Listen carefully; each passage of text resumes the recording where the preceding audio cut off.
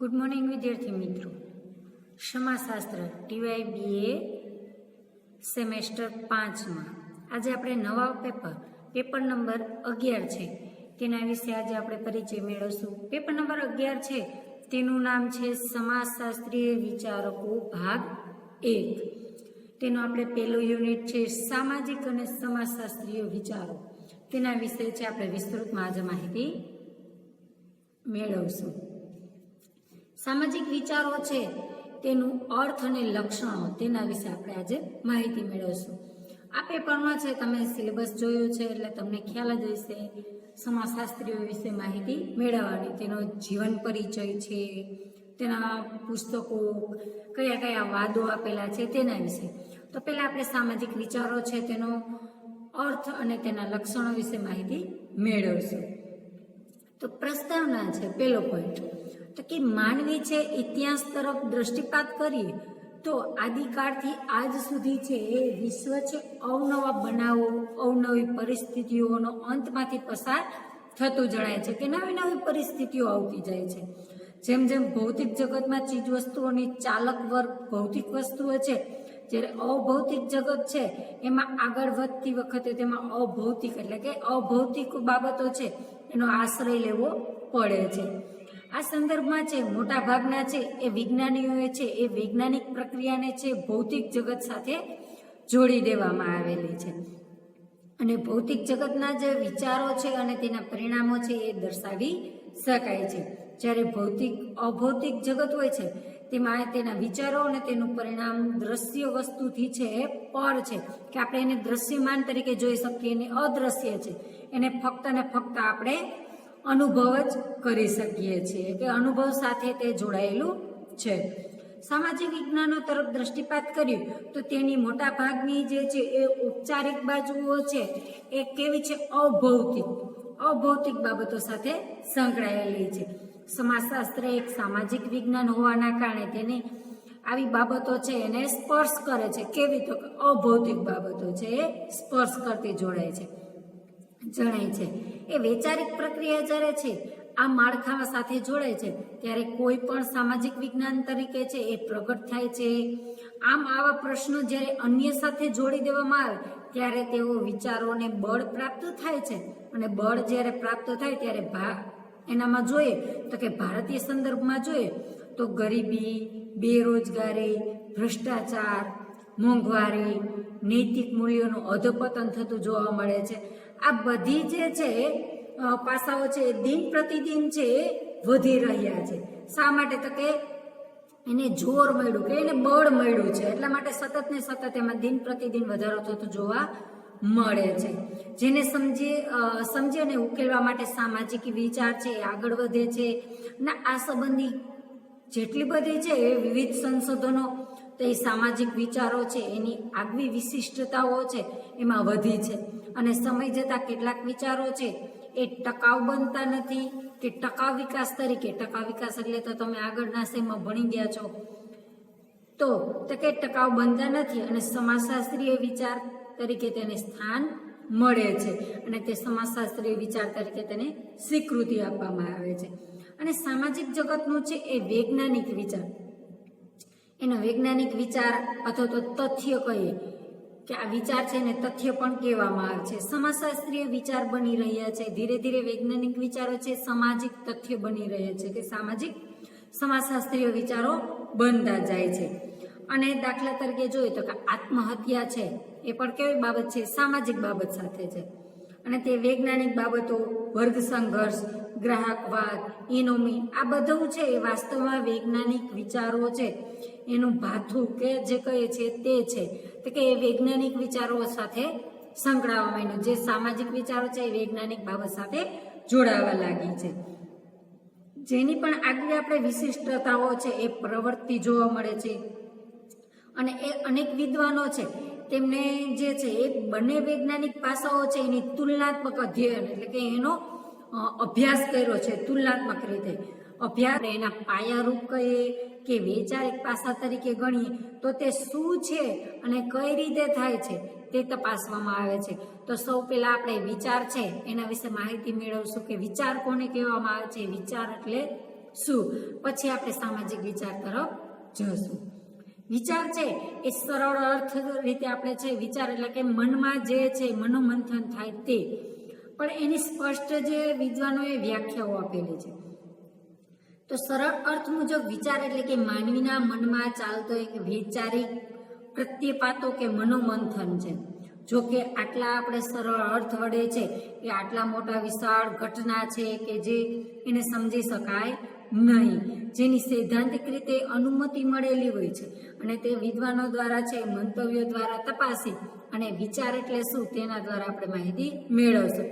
તો પેલા વિદ્વાન છે મેરિલ નામના સમાજશાસ્ત્રી, તેમણે વિચારની વ્યાખ્યા આપી છે તો કે કોઈ પણ ઘટના, કોઈ પણ પદાર્થ કે કોઈ પણ બનાવ વિશે વ્યક્તિના મનમાં ચાલતું મનોમંથન, કે કોઈ પણ ઘટના હોય છે, કોઈ પણ ઘટના હોય, કોઈ પણ પદાર્થ હોય કે કોઈ પણ બનાવ બન્યો હોય એના વિશેની વ્યક્તિના મનમાં જે છે મનોમંથન ચાલતું હોય છે તેને વિચાર કહેવામાં આવે છે, એવું મેરિલ કહે છે.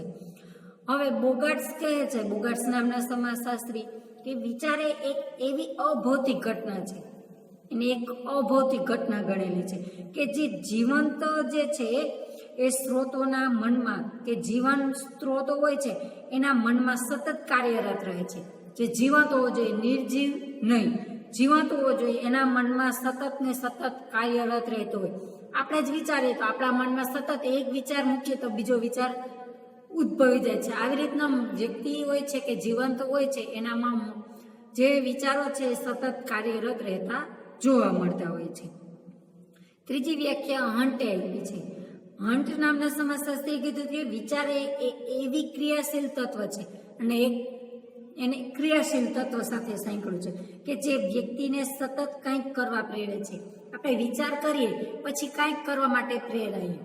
દાખલા તરીકે કોઈક જે કાંઈ પણ કાર્ય કરતું હોય એને જોઈએ અને આપણે બીજું કાર્ય કરવા માટે પ્રેરાય, એટલે આપણા મનમાં વિચાર આવ્યો ત્યારે આપણે પ્રેરાયા.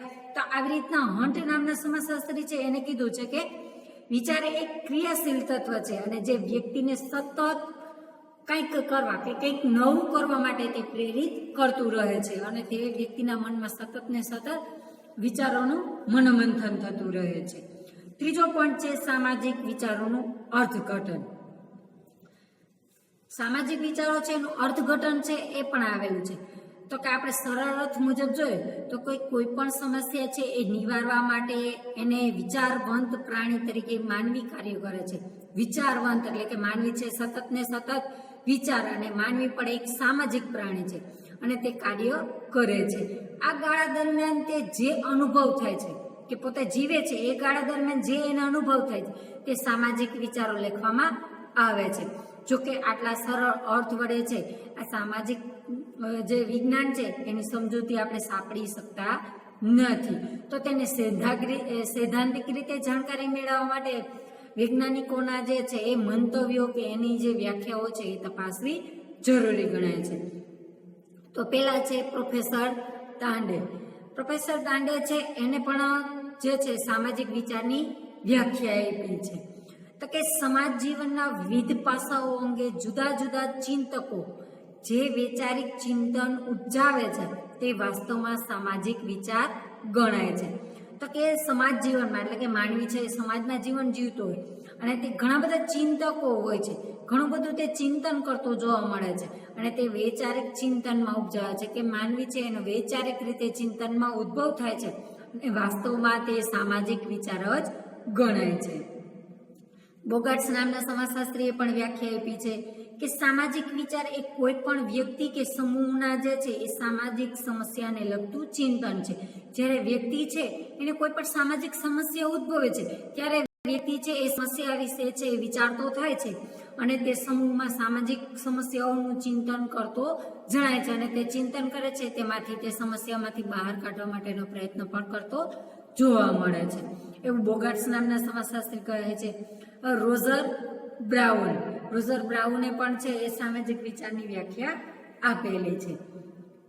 તેમણે કીધું છે કે સમાજમાં પ્રવૃત્તિ કહેવતો, શિખામણો, વિધાનો, જ્ઞાતિ, કોમ, સમુદાય જે આવા વગેરે જે ઘણા બધા લગતા એવા લક્ષણો જોવા મળે છે કે જે ચિત્રો જોવા મળે છે જ્ઞાતિને લગતા, વિધાનોને લગતા, તો કે એ ચિત્રો છે એ સમૂહ જીવનની પેદાશ હોવાથી, કે સમૂહ જીવન વ્યક્તિ છે એમાં રહે છે સમૂહ જીવનમાં, ત્યારે તે કહેવતો ઉદ્ભવે છે, શિખામણો, અલગ અલગ વિધાનો, જ્ઞાતિ જોવા મળે છે, કોમ. શા માટે? તો કે તે છે એ વ્યક્તિ છે એ સમૂહ જીવનની પેદાશ હોવાથી, કે તે વ્યક્તિ છે સમૂહ જીવનમાં જીવે છે અને તે સામાજિક વિચારમાં બની રહે છે અને તે સામાજિક વિચારમાં જ તે બની રહેતી બાબત ગણાય છે. ટૂંકમાં આપણે એટલું કહી શકીએ કે માહિતી છે એ વ્યવસ્થિત ઢબે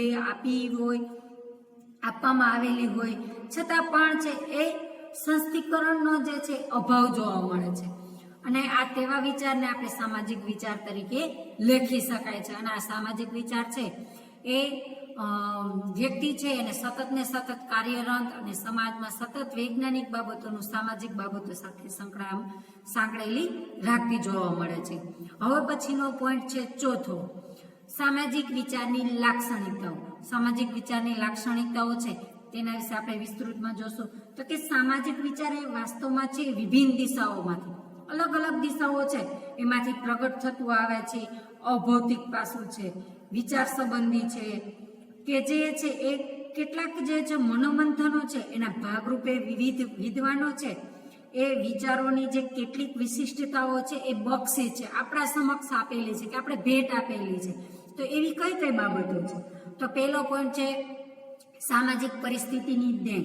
તો કે સામાજિક પરિસ્થિતિની દેન એટલે કે સામાજિક પરિસ્થિતિ કે સમાજ જીવનની તાસીર સમજીને લોકો જે માનવી છે એ સમૂહમાં જીવન જીવે છે, તો કે સામાજિક જીવનની તાસીર સમજીને મોટા ભાગના સભ્યો છે એ પરિસ્થિતિ સાથે તાલ મેળવવા માટે એવી વિચારો છે અમલમાં મૂકે છે કે જેનાથી સામાજિક પરિસ્થિતિઓ છે તેનો આંશિક સુધારો આવ્યો છે, કે તે સમાજ સાથે તાલ મેળવવા માટે કે પોતાના વિચારો છે એનાથી તે સામાજિક જે છે સમાજમાં તાલ મેળવવા જાય છે અને તે પરિસ્થિતિ સામાજિક પરિસ્થિતિ છે આંશિક સુધારો કે નવા નવા પરિવર્તનો આવે છે અને સમય પ્રમાણે સામાજિક વિચારો છે એની પરિસ્થિતિ સાથે પણ તે જોડાતો જોવા મળે છે અને ધીરે ધીરે છે એમાં બદલાવ આવતો જણાય છે. બીજો પોઈન્ટ છે સામાજિક સંબંધોનું નિરીક્ષણ. તો કે મોટા ભાગના જે છે એ સામાજિક વિચારોની દિશામાં ખોટી બને તપાસવામાં આવે તો સ્પષ્ટ રીતે આપણે જાણી શકીએ કે સામાજિક સંબંધોનું જે નિરીક્ષણ છે એ પરિસ્થિતિ પ્રમાણે છે એ લોકો કરતા થયા છે અને તેથી જ કોઈ પણ સામાજિક વિચાર બાંધતી વખતે તેનું અવલોકન કરવામાં આવે છે, કે કોઈ પણ સામાજિક વિચાર બાંધી એની પહેલા એનું અવલોકન કરવું જરૂરી ગણાય છે અને આ રીતના સામાજિક સંબંધોનું નિરીક્ષણ સતત થતું જોવા મળે છે અને તે સામાજિક વિચારમાં તેનો જોડવામાં આવે છે. ત્રીજો પોઈન્ટ છે સામાજિક આંતરક્રિયા. સામાજિક આંતરક્રિયા છે અને સામાજિક ક્રિયાઓ. તો કે સામાજિક ક્રિયા અને આંતરક્રિયા વાસ્તવમાં છે એ સામાજિક વિચારોની પરિપાક રૂપે જન્મ થયેલો છે અને પ્રત્યેક વ્યક્તિ પહેલા છે એ ક્રિયા અપનાવે છે અને સમય જતા તે ક્રિયાનો જન્મ થાય છે અને તેનાથી તે કાળક્રમે છે સામાજિક આંતરક્રિયામાં પરિણમે છે અને સામાજિક આંતરક્રિયામાં આકાર પામે છે અને પછી મોટા ભાગના વિચારો છે એ બધા કેમાં અસ્તિત્વ પામે? તો કે સામાજિક આંતરક્રિયાના, અને સામાજિક આંતરક્રિયાના ફળશ્રુતિ રૂપે છે એ પ્રગટ થતા જોવા મળે છે અને આ રીતના ક્રિયામાંથી સામાજિક આંતરક્રિયા છે એ ફળશ્રુતિ રૂપે મળતા જોવા મળે છે. ચોથો પોઈન્ટ છે સંકટકાળમાં અભિવ્યક્તિ. તો કે કોઈ પણ વિચાર છે જ્યારે કઠિન પરિસ્થિતિમાં પ્રગટ થાય છે ત્યારે સમય જતા તે વિચાર છે એ સામાજિક વિચારો છે એનું રૂપ ધારણ કરતો જોવા મળે છે, કે સંકટકાળ એટલે કે કષ્ટ હોય અથવા તો કોઈ સમસ્યા હોય ત્યારે તે વિચાર છે સામાજિક વિચારના રૂપમાં ધારણ કરે છે અને મોટાભાગના વિદ્વાનો છે એના જીવનમાં છે એના પરિચયની આપણે તપાસીએ તો સામાજિક વિચારનું જે લક્ષણ છે એ સ્પષ્ટ રીતે આપણે સમજી શકીએ કે દરેક સમાજશાસ્ત્રીઓ તેના સંકટકાળમાં કંઈક ને કંઈક છે એ વિચારો સ્પષ્ટ કર્યા છે અને તે સામાજિક વિચારોનું જે ઉદ્ભવ થઈ ગયેલો જણાય અને તે સામાજિક વિચારો છે એનું પદ ધારણ કરતું જોવા મળે છે. પછીનો પોઈન્ટ છે પાંચમો લોકપ્રિયતા સાથે સંબંધ. તો કે લોકપ્રિયતા સાથે, તો કે વિચારોમાંથી જે છે એ નિષ્પક્ષ થતા સામાજિક વિચારો છે એ વાસ્તવમાં લોકપ્રિયતા સાથે સંકળાયેલા છે. અનેક વસ્તુઓ છે એ એની ઘટનાઓ છે અનેક, તો આ ઘણા બધા પ્રસંગો છે એ તમામને વધુ જીવંત બનાવવા માટે છે તેને લોકપ્રિયતા સાથે જોડવામાં આવે છે કે તે વધારે સમય સુધી છે એ જીવંત રહે.